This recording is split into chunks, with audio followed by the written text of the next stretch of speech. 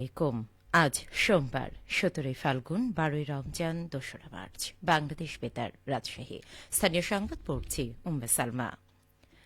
মহিলা ও শিশু বিষয়ক এবং সমাজ কল্যাণ প্রতিমন্ত্রী ফারজানা শারমিন বলেছেন, চিনিকল সহ দেশের সকল রাষ্ট্রায়ত্ত শিল্পের আধুনিকায়ন ও লাভজনক পর্যায়ে নিয়ে যেতে উদ্যোগ গ্রহণ করবে সরকার।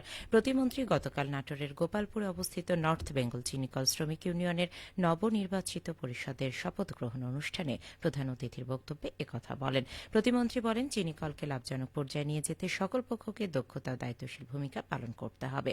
বর্তমান সরকার শ্রমিকদের ন্যায্য অধিকার নিশ্চিতকরণ, নিরাপদ কর্মপরিবেশ সৃষ্টি এবং সর্বাধিক কল্যাণ সুবিধা নিশ্চিত করবে। আখ চাষের সম্প্রসারণের মাধ্যমে উৎপাদন বৃদ্ধিতে পদক্ষেপ গ্রহণ করতে হবে, তবেই চিনি শিল্প লাভজনক পর্যায়ে এগিয়ে যাবে। এক্ষেত্রে কৃষক এবং চিনি কলে কর্মরত সবাইকে সমন্বিতভাবে কাজ করতে হবে। ফারজানা শারমিন বলেন, অতীতে বিভিন্ন খাতে অপচয়মূলক অর্থ গ্রহণ করা হয়েছে, এখন অপচয় করার কোনো সুযোগ নেই। জনগণের কাছে সরকারের প্রতিটি কাজের জবাবদিহি নিশ্চিত করতে হবে, কারণ জনগণই রাষ্ট্রের প্রকৃত মালিক। সিরাজগঞ্জে অসহায় সাইদুল আনোয়ারা দম্পতির পাশে দাঁড়িয়েছেন জেলা প্রশাসক। গতকাল জেলা প্রশাসক কার্যালয়ে এক অনুষ্ঠানে জেলা প্রশাসক মোহাম্মদ আমিনুল ইসলাম পরিবারটিকে ঢেউটিন ও নগদ অর্থসহ খাদ্য সহায়তা প্রদান করেন। সদর উপজেলার রতনকান্দি ইউনিয়নের হরিণা গ্রামের বাসিন্দা সাইদুল ও তার স্ত্রী আনোয়ারা বেগম দীর্ঘদিন ধরে দারিদ্র্যের মধ্যে বসবাস করছিলেন। তাদের সংসারের করুণ চিত্র গণমাধ্যমে প্রকাশিত হলে বিষয়টি জেলা প্রশাসনের নজরে আসে। তিনি সাইদুল আনোয়ারা দম্পতির হাতে 1 মাসের খাদ্য সামগ্রী, ঘরের জন্য 2 বান্ডিল ঢেউটিন এবং নগদ 11,000 টাকা তুলে দেন। পাশাপাশি তাদের জন্য বিশেষ ভাতার ব্যবস্থাও করে দেন। রমজানে দ্রব্যমূল্যের ঊর্ধ্বগতি রোধ এবং বাজার তদারকির অংশ হিসেবে পাবনার সদর উপজেলা নাজিরপুরে অভিযান চালিয়েছে জাতীয় ভোক্তা অধিকার সংরক্ষণ অধিদপ্তর। এ সময় 2টি প্রতিষ্ঠানকে 60,000 টাকা জরিমানা করা হয়েছে। গতকাল উপজেলার নাজিরপুরের হাটপাড়া বাজারে এই অভিযান চালানো হয়। এতে নেতৃত্ব দেন জাতীয় ভোক্তা অধিকার সংরক্ষণ অধিদপ্তর পাবনার সহকারী পরিচালক মাহমুদ হাসান রনি। তিনি জানান, হাটপাড়া বাজারের বিসমিল্লা ফুড অ্যান্ড বেভারেজকে 40 টাকা এবং একই এলাকার রতন ফুড প্রোডাক্টসকে 20,000 টাকা, 2টি প্রতিষ্ঠানকে মোট 60,000 টাকা জরিমানা করা হয়। জনস্বার্থে এই ধরনের অভিযান অব্যাহত থাকবে বলেও তিনি জানান।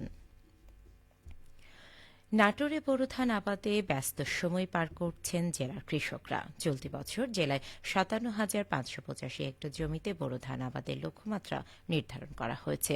এ পর্যন্ত 48,274 হেক্টর জমিতে চারা রোপণ করা হয়েছে। এর মধ্যে 44,655 হেক্টরে উচ্চ ফলনশীল, 3,584 হেক্টরে হাইব্রিড এবং 35 হেক্টরে স্থানীয় জাত। কৃষি সম্প্রসারণ অধিদপ্তর নাটোর জেলা কার্যালয়ের উপপরিচালক মোহাম্মদ হাবিবুল ইসলাম খান জানান, বোরো ধান চাষে অনুকূল আবহাওয়া বিরাজ করছে।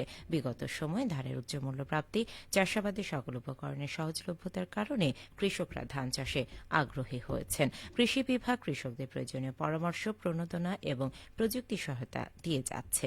চলতি মৌসুমে ধানের আবাদি জমি লক্ষ্যমাত্রা অতিক্রম করে যাবে বলে আশা করা হচ্ছে। বাংলাদেশের শস্য ভাণ্ডার খ্যাত চলনবিল অঞ্চলের উর্বর পলিমাটি ও অনুকূল আবহাওয়ার সুবিধা কাজে লাগিয়ে সরিষা উৎপাদনে টানা শীর্ষস্থান ধরে রেখেছে সিরাজগঞ্জ। চলতি অর্থবছরেও লক্ষ্যমাত্রা ছাড়িয়েছে সরিষা উৎপাদন।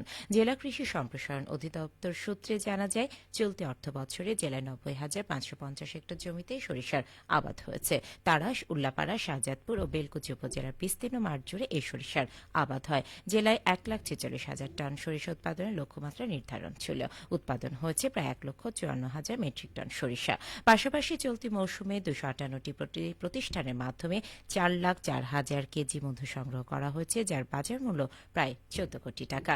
সিরাজগঞ্জ জেলা কৃষি সম্প্রসারণ অধিদপ্তরের উপপরিচালক এ কে মঞ্জুরে মাওলা বলেন, উন্নত জাত ও প্রকল্প ভিত্তিক কারিগরি সহায়তার মাধ্যমে সরিষা উৎপাদন আরও বাড়ানোর উদ্যোগ নেওয়া হয়েছে।